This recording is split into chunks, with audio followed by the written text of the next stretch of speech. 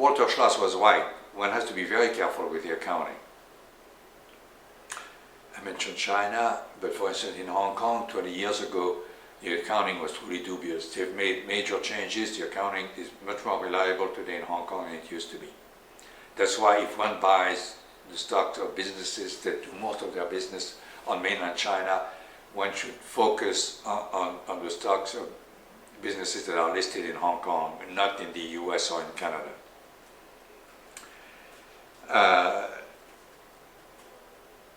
But the accounting is no longer true, admittedly. But in the 80s, for instance, the accounting in Germany and in Switzerland and in Austria could be extraordinarily conservative. I remember we bought the stock of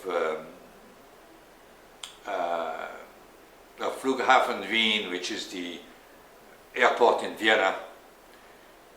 And when we bought it in the 80s, we realized that the accounting was such that they were depreciating their runway over 10 or 15 years, I don't remember the exact number, while British airports were depreciating its runways over 100 years.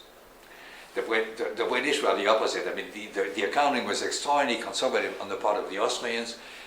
The accounting was extraordinarily liberal on the part of the British. One has to be very careful about British accounting as well.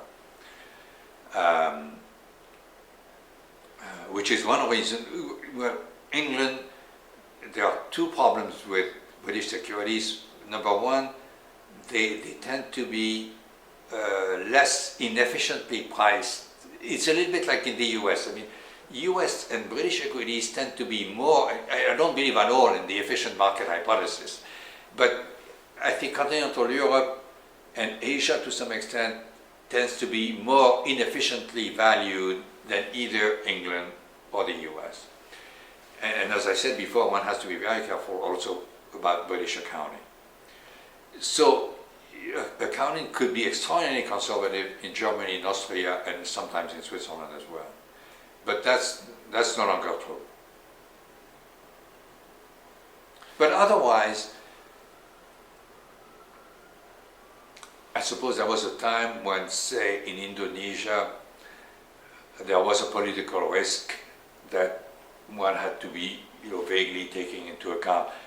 Vaguely, more or less, probably in the sense that one didn't want to have more than 2, 3, or 4% of one's portfolio in Indonesia. But today, for instance, the political risk in Brazil, I suppose, is much less than it used to be. Same with Indonesia. Same with South Korea. Indeed, South Korea, I think, is no longer